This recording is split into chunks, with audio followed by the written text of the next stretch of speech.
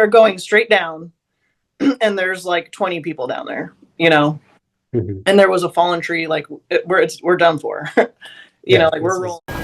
Welcome to the Calm and the Chaos podcast, where we discuss untold heroic experiences and dive into the mindset of the Navy's elite rescue swimmers.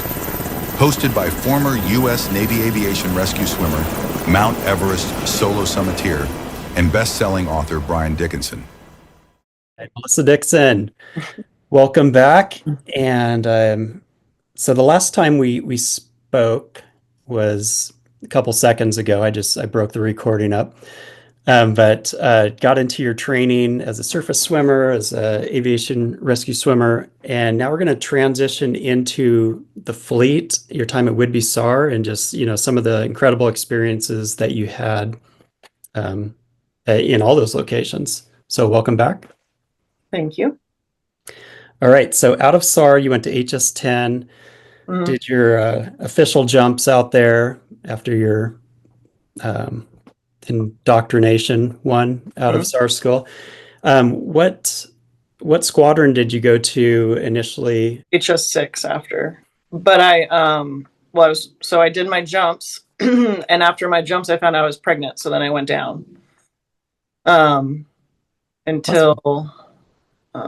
and then they actually gave me, was it 6 months after I gave birth to go back into class again. So I didn't leave HS-10 until 2007. Okay. Yeah. Wow. That's exciting. It was great because, the chief at the time of StuCon was like, if you need 6 months, take 6 months. I'm not going to pressure you to get back into class, because the CO of HS6 already said that there was another female that was coming through the schoolhouse. We went to HS6 together. He wanted us at his squadron, and they were getting ready to deploy. So we did three carrier deployments in 4 years. Oh my gosh, that's brutal. Awful. As a new mom too. I mean, that's tough. So she was a year old by the time I left. Oh, yeah, that must have been really hard.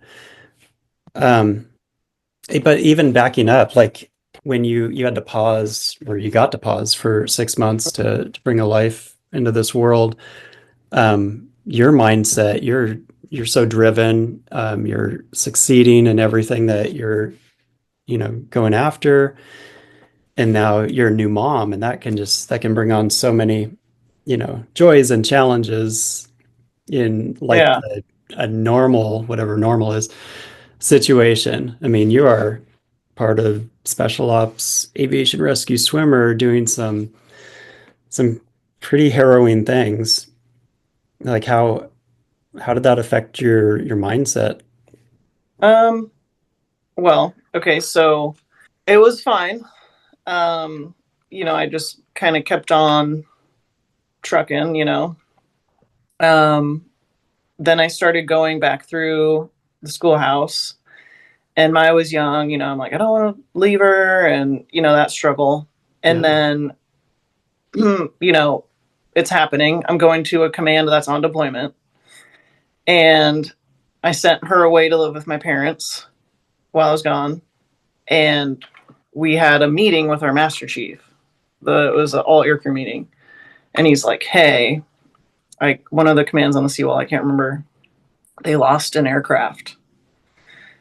Like, they're flight of 2, they were around the ship, all of a sudden the other one's in the water, and they're all dead. And I panicked. Yeah. And I was we're in this meeting, and I'm like, I'm literally leaving next week. I never wanted to quit anything so bad in my life. Yeah. And he was like, hey, it's all right. This doesn't happen all the time. You guys just need to know that this is something that can happen. And if anyone knew any of these people, please reach out to their families, all this and that. And I was just like my heart was pounding, and I was like, I can't go on deployment, crash, and leave my kid alone. I don't even know her, right? She's been alive a year. So that was terrifying. But I go on deployment. and it was all good. But then 6 months later, we surged. That was when we were doing surges for 4 months.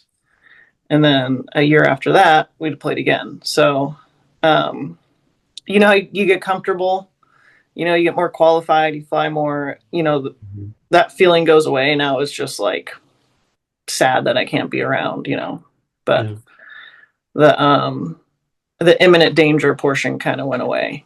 That's not a good place Yeah, mentally to start. It was rough. Yeah.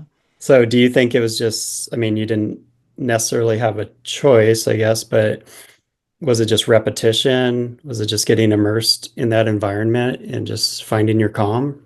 Like what So got it's you like, you know, you don't think about it, you know, like that scared me, but then it's like, well, I still have to do this. I can't not do it because this one thing happened, you know, like I could have turned my wings in right there and it'd be like, okay, you know, I didn't want the other life. If I turn my wings in, I don't want to go do whatever else they're going to send me to do.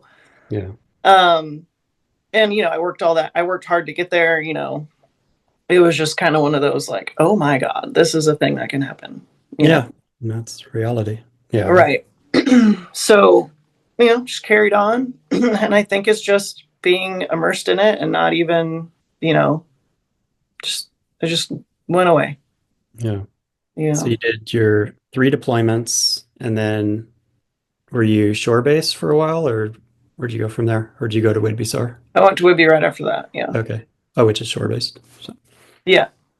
You know, it's not how it used to be. A lot of people will go see an instructor tour and then go back to sea. Yeah. But I wanted to get out because it's just myself and my daughter. I wanted to get out because I'm from Washington. So I was like, oh, I'm just going to go to Whidbey and then I'm already there. Yeah. And, you know, so that wouldn't be such a hassle. So you must be here in Washington now. No, you're in Virginia. I wish. Nope, those plans changed also. That's life, right? Yeah. Well, let's talk about Whidbey SAR. I mean, just an amazing operation. You know, they're in my backyard here. I've actually been because I do mountaineering. I've been on mountains and with my son actually, like on Mount Adams, and helicopter middle of the night comes out and rescuing someone who's having some, you know, edema or whatever, panic attacks. But it's, you know, it's amazing. You guys did a lot of cool things. If I had to do it again, I probably would have tried to get out there. Yeah, well, you know, they call it a career ender, you know, or career killer. That's where people go, you know, to just, you know, they don't want anything from their career, but that's not true. You know, it's people go there and they love it and they don't want to come back. So they get out and they live in Washington. And they're like, nothing is better than this, really, you know. That's really what it is. After being there, you know, people make chief out of there. You know, people make 04, 05 out of there. Let's walk us through a day in a life of working at Whidbey SAR. Okay. So when I first got there, I had to learn. So I went to rappel school before I got there. And then you have to it's a little different now. Inland crewman qualified. So you have to do a certain amount of rappels, you know, the whole syllabus of things. And you have to do your emergency procedures. You got to do the tower. Then you got to do aircraft. Then you have to do a certain amount of slides during the day, certain amount at night. You have to get like stuck in a tree. You have to do a litter. You have to do short hauls. There's a lot. Big syllabus. Is this all conducted like near the base or just out in the Cascades? There's this place called the Survival Area right outside base. It's a part of like government property. And we get to go out there. It's our little training area. Like if we can't get into the mountains or the foothills. But yeah, it's conducted anywhere that you can. Your initial sides are typically in the survival area. Then you can go and then you have to like do landings. You know, you have to be you know, the left crewman, you know, and be able to call your side and do all that stuff. We would have SAR training on Mondays, which eventually just turned into underwater football, which was really fun. It's always fun. What'd you use as the football? A torpedo. Yeah. Always Yeah. better than a weight damages the pool Mhm. less. And we played with the divers at the pool. Hmm. Like And Navy divers or EOD? so they're Navy divers, and they're actually, both of them were civilians. Oh, And I'm not sure if they're there anymore because I guess they still play. oh, Um, okay. yeah, They just show up to play. right. And we'd be like, "Hey, you playing today?" And they're like, "Oh no, we got to work." And then it was like it was so cool. It was a good time. But we do pool training, but mostly it's conditioning, which would be underwater football. Yep. Yeah, we used to go surfing. We'd open Nice. ocean swims. Yeah. All right, guys, we got to make sure we can still do this. So let's get in the pool with our gear on and do some scenarios. Yep. Um, then Tuesday, Wednesday, and Thursday was flying, and when I first got there, I flew every day until I was done with days, and then I flew every night. Um, Fridays was also a training day.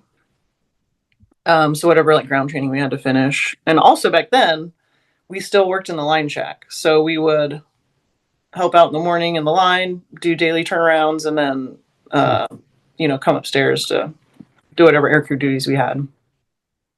And it was actually kind of nice too on the weekends when we had to, if we got launched on an alert, then we could come back, do a daily turnaround, and then we didn't have to worry about not having an up aircraft. And then so I had to get that call again. I already had it. I had to get requalled there. So then once you're qualled, then you can stand duty. And we stood a 24/7 duty. I can't remember how many crewmen we had back then, but it was tight. So you're on duty quite a bit. Typically, what we would do is, I think it was a week, you'd be on nights, and it was the same crew every night. And then some people would come and fly. If they needed currency, they'd come and fly. But like the night crew did the flying, the night crew set the alert, and then you'd swap. Day duty, you could swap in and out. It didn't have to always be the same crewman, really, who's available. Once you're ready, then you do what was called crew chief. It's not called that anymore. I don't exactly know the name of it. But you would work on, the crew chief syllabus. And then once you have both quals, you can do both. You can be a crew chief or a HIRA. What'd you like better? I don't know. I mean, I liked being a crew chief, but I also liked being a HIRA because I wanted to go rescue people. Right. Yeah. Yeah. It's funny because you don't consider like the whole aircraft is rescue, but you want to be hands on. You want to be down there doing it. Yeah. I want to go down there. Our first, I think I only did one rescue at Baker. So we went to Baker. It was me, the crew chief, I was the HIRA, and the corpsman. And the corpsman went down and did all the work. I didn't even get to do anything. I just assisted with the belay line. So That's something. Right. And was that on the mountain itself? Yeah. So he gets in the aircraft with us, and I'm like, "What do you need?" And he's like, "I'm okay," and I'm just sitting there. He's like, hold this. Yeah, that HIRA situation kind of is meh, but kind of a sketchy situation for the crew chief, depending on, because they were kind of on a slope, like where the trees are, so it's like, I don't know, most of my rescues are as a crew chief. So just not uncommon. Yeah. Like that's a big differentiator between the Navy and some of the other armed forces is where we alternate. Like even on mine, like I don't know if you know Tony DeCenzo, but he and I were a combat crew on my second deployment, and he was a senior chief, and he wanted to dress out, get the rescue. I'm like, that's fine with me. I'll be a crew chief every time. Like, I don't have to sit in this wetsuit, but yeah, no, that's pretty. I mean, even the rescue that we included in the book, I mean, you were the crew chief, but you were the life and death decision making person during that, hectic mission setup on Silver Peak. So I mean, it's super important. You're the eyes and ears, and it's definitely like the pilots put a lot of trust in you. When they're like, because they, their concern is the aircraft. I mean, they care about you. They don't want to ball the aircraft up, and they're really trusting you. in the back to be like, okay, we're not going to hit trees, and I'm not going to put you in a situation where you can't get out. Yeah. You know, like, it's that part of it. I really liked that. Like, I felt like I was making good decisions for everybody when I was the group, Mm-hmm. you know, so I knew that I was safe, I guess, you know, like I took risks, but you know, I did like it. Right. Yeah. Like, Yeah, it's fulfilling. Like you don't really yeah. think about it, you know, from that point of view, but I mean, it really is because you're making it all as soon as they transfer authority to you and you're calling them in and, you know, doing everything Mhm. else. I mean, there's a lot going on. And Yeah. I don't know if you want to talk a little bit about the Silver Peak one. Um, yeah. If you don't, it's fine.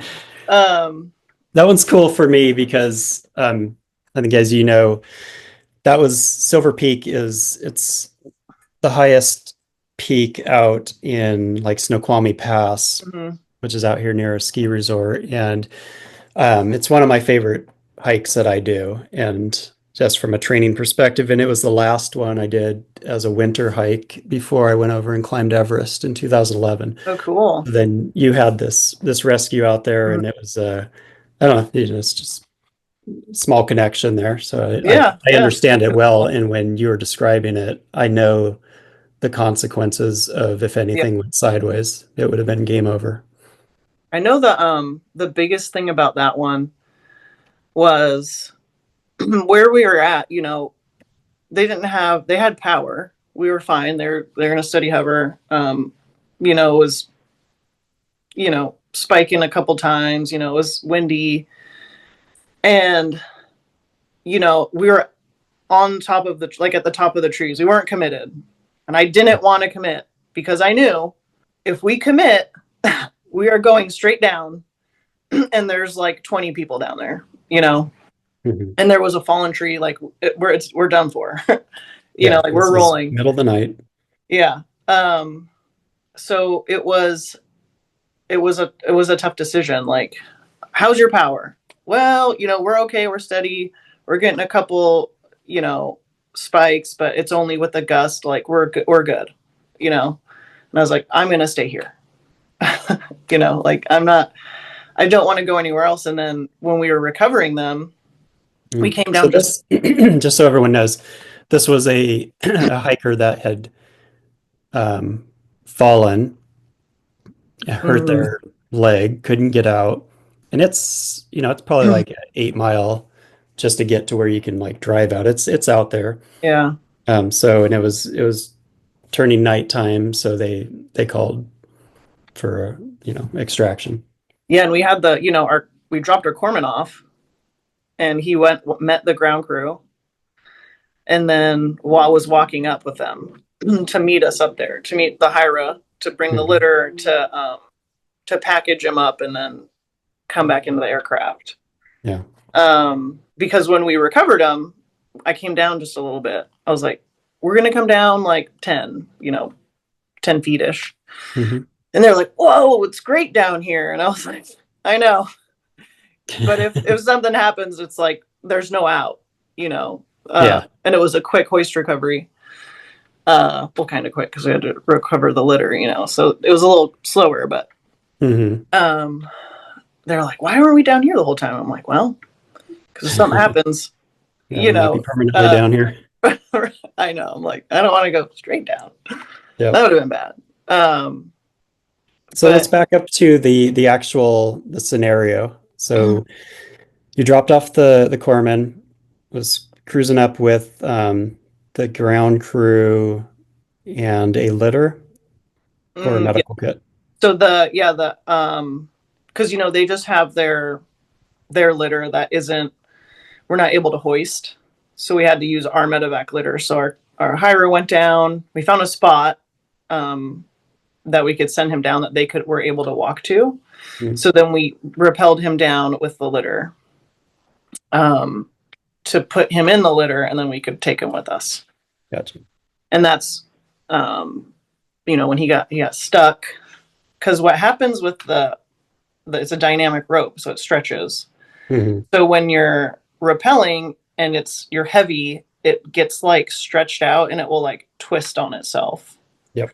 And then you have to like unwind it, and it's like That's just common in mountaineering. So if you're okay. using some sort of friction device, it's Mm-hmm. that's just the nature of it. It's feeding through that. And you guys were using like the Genie, right? Yeah, yeah. And it was kind of rough. It's rough to undo that thing while you're hanging there.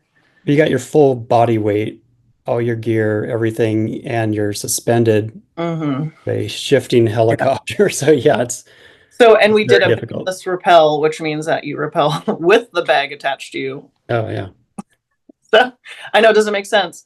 But I think I have a picture of you rappelling yeah, with up in the Baker, right? Or yep, somewhere. with the bag, Yeah. yeah. Yeah, I'll overlay that so people can Okay. see it. So I said, hey, drop the bag, and then you can get more rope. You can kind of get it to stretch out and unwind it. And I think he was just getting frustrated. And he was like, I'm cutting it. I was like, no. Don't do it. Yeah. We talked through it, and he got a little bit further down. And he was frustrated. And I was like, well, just drop the litter, see how far it is, And he was like, cool. And he's like, well, that's far. I said, I know, I can see from up here. And he's like, okay, cool. So I was like, just take your time. They're not even there yet, And he was like, all right, I was like, we're fine. Don't worry about us. We're going to be, power's good. We have gas, don't worry.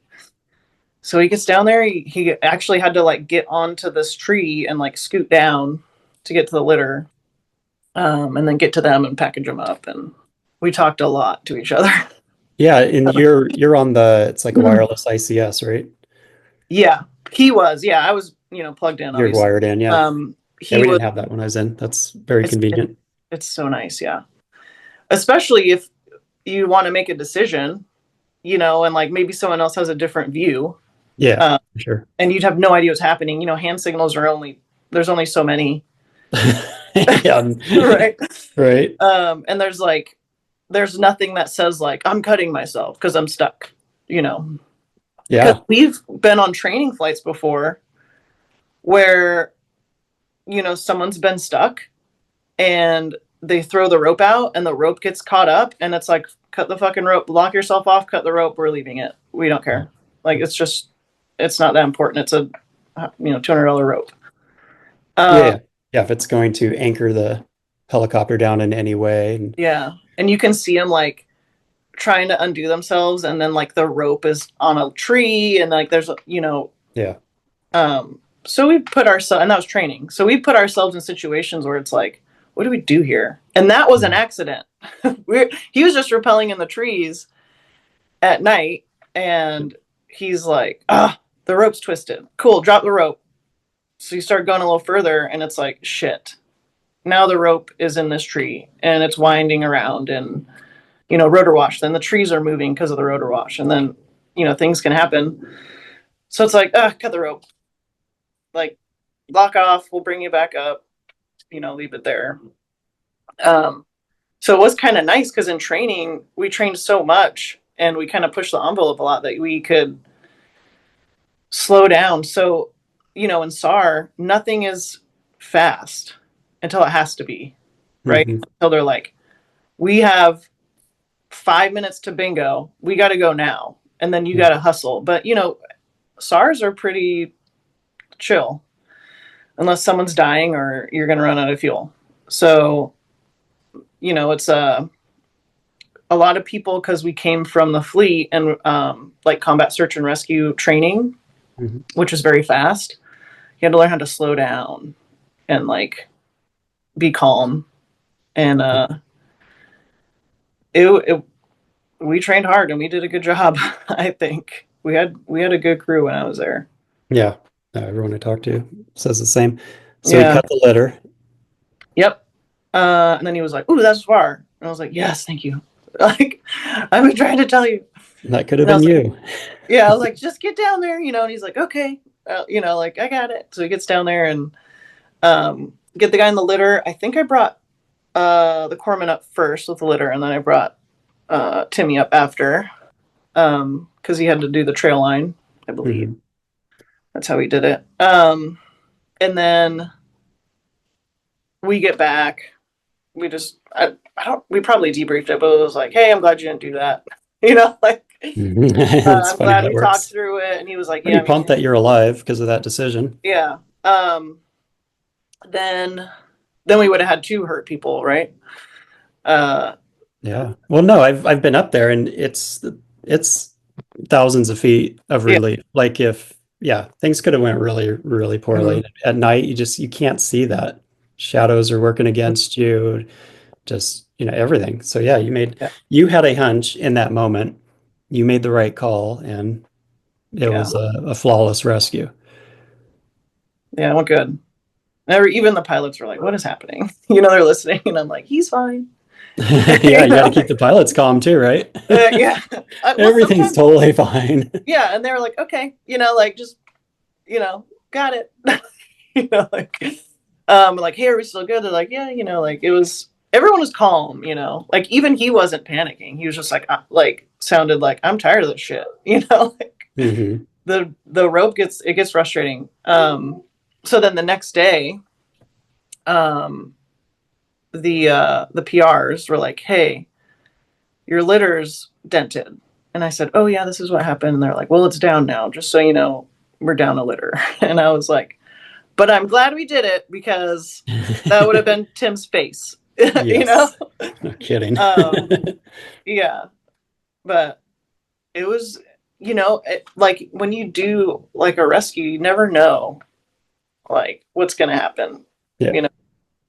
And it's yeah, just like, it's nice that we all have each other so we can, keep each yeah. other calm Accountability and and we all respected, we all listened to each other, you know? yeah, And he yeah, wasn't, no, fuck you, I'm cutting myself. He was like, all right, yeah. you know? If you did, it'd probably still be there.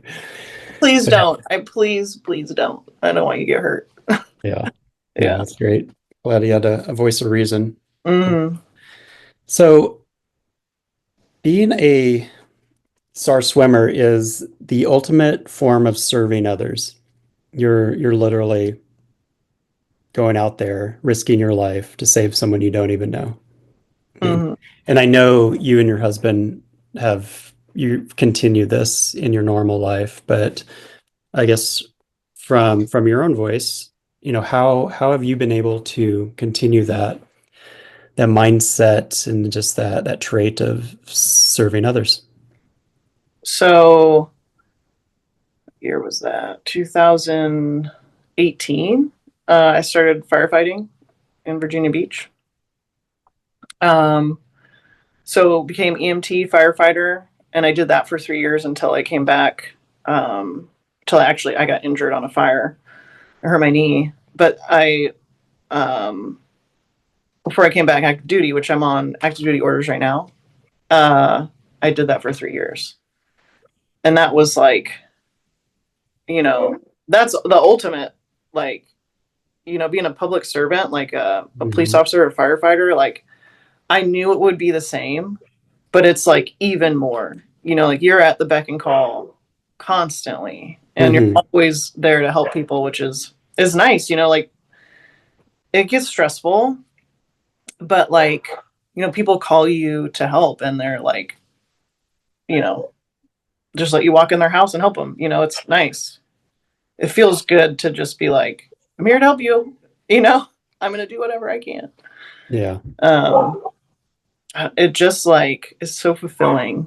Yeah, it's cool. I don't know how to Yeah. And explain it. the level of trauma that you face on a daily like in your whole life. I mean, most people can't imagine that. There's the first Mhm. responder piece, there's the military first responder piece. You went from one thing to the next and you're really good at it. Um, Very proficient, but that's got to weigh on you too. Sometimes, I mean, there's some like, we lost when I was at 6, we lost an aircraft, and everyone passed, and that's the stuff that weighs on me. And Yeah. I lost a friend in a prowler crash Yeah. that I was a part of.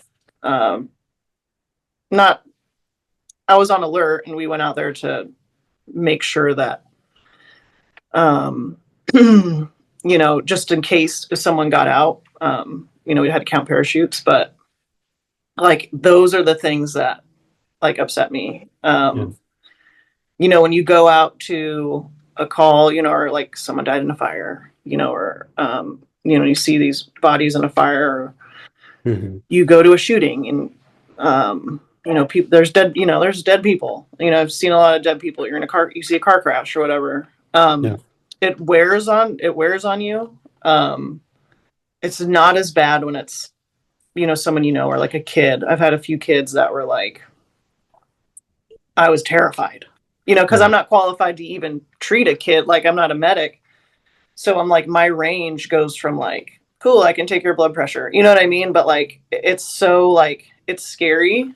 And it's such a delicate person, you know what I mean? And those are the things that really get me. It's not like my mindset, it's like, we're humans and bad things happen, good things happen. Like, these things are going to happen, bad things happen. And I got to say a prayer, for people that we find. Yeah. And you feel really bad for the family. It's also a part of life, Yeah, I know. Fortunately. Yeah. Yeah. And someone has to do the job, and you're very well equipped to do it. But you got to take time for you as well and deal with that. I think, being a parent too can just change things as well, because you have a different perspective. Yeah. When you know the things right? Yeah. Yeah. Yeah. It's tough. Earlier, what you're saying, like leaving your daughter, like before she was 1. I mean, it's funny because I got out of the military in 99, and I just didn't want to deploy, and it's just I don't know, more of a family guy. And then I realized that I start climbing the highest peaks on the 7 continents, and I'm deploying to it's like these things you don't even realize. You're still doing it. Yeah. Yeah. But yeah, it's so tough leaving kids, because in that scenario it's a choice, and you're missing that time and everything else. But it's also just how we're wired, and you're doing something so much bigger than you. And that's just it's hard for people to realize or really understand. And when sometimes we don't even understand it, but it's just who we are.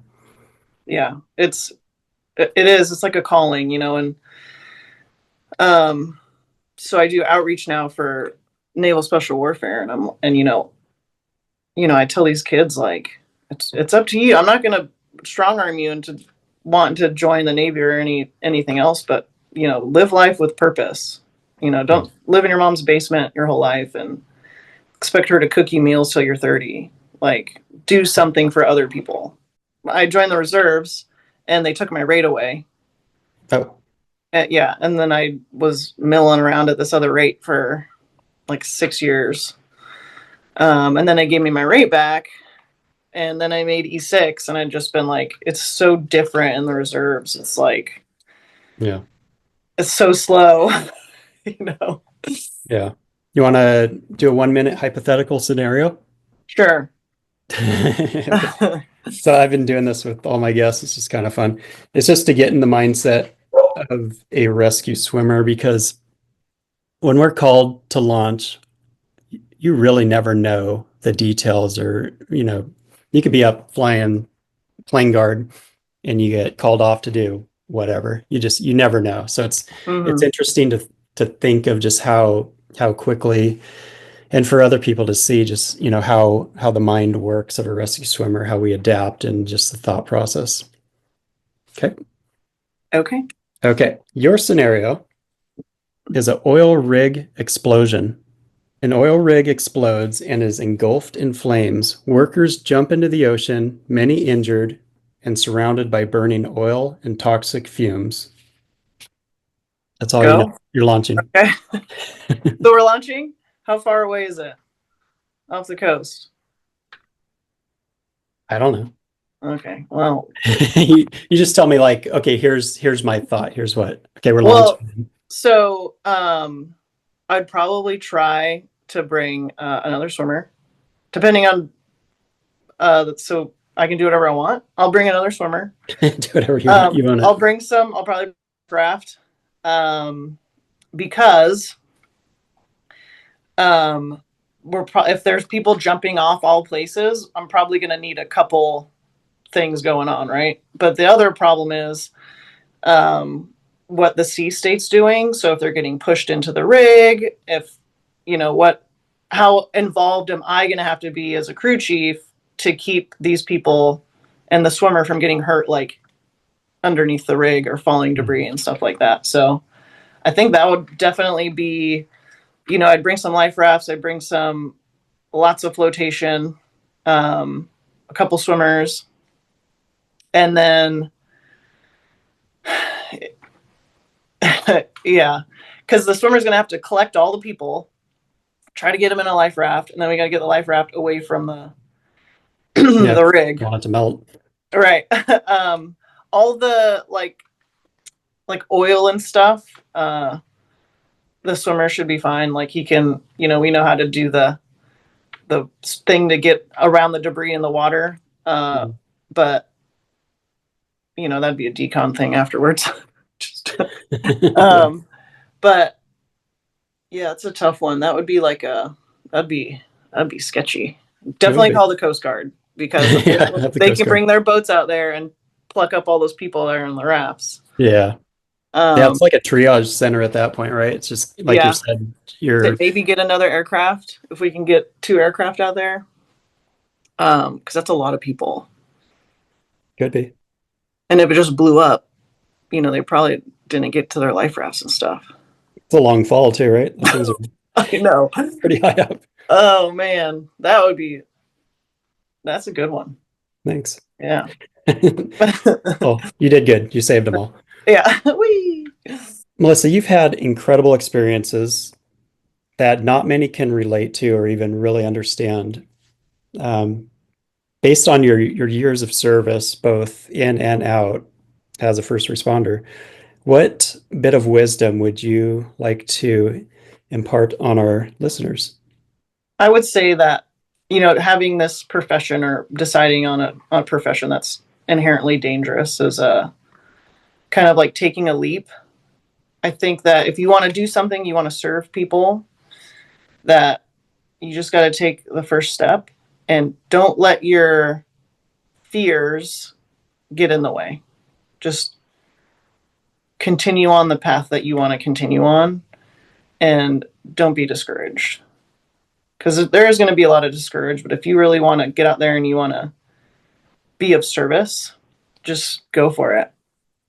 Yeah, that's good advice. I think easier said than done. There's so many people, they allow their fears to paralyze them, where they're at, and they get stagnant. They can't move forward. And it is easy for us, that have done this job to be like, just power through it. That's why that's why I had my wife co-write the book with me, so she could be a softer approach from a counseling perspective, because I would be like, just power through. Like, can mean well and everything else, but it's great advice. It's just a matter of, how do we dissect that per individual, because it is unique to each person. What are their fears, and what are their paralyzing fears, and how do you get, like any obstacle, you push through it, get over it, go around it, or you avoid it.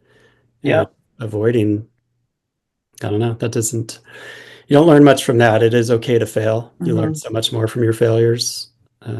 So yeah, thank you for that. You can't get anywhere by doing nothing, This is true. Yeah. Well, cool, Melissa. Thank you so much for coming on and sharing your experiences. It's been a pleasure to have you as a friend, to have you in the book. I encourage people to read Calm in the Chaos and skip to whatever section you're at, because your story and the detail is just pretty amazing, because it really does go into your mindset. And I feel that you really did save a life, and maybe more that night. And you just kind of blush over it as, a conversation and everything else. But in the reality, I mean, it was life or death, and you made the right choice. And fortunately you can, live with that decision. And I think you knew if you made the wrong decision, then that would have been a tough one to swallow and live through. So, but thank you for being a guest. Well, thanks for having me. And for all of our listeners, thank you for joining. We'll see you on the next episode. Thank you for listening to the Calm in the Chaos podcast. Please subscribe to be notified of future episodes. And if you enjoyed what you just heard, please leave a 5-star review on whatever platform you listen to podcasts. Until next time, get out there and make a difference so others may live.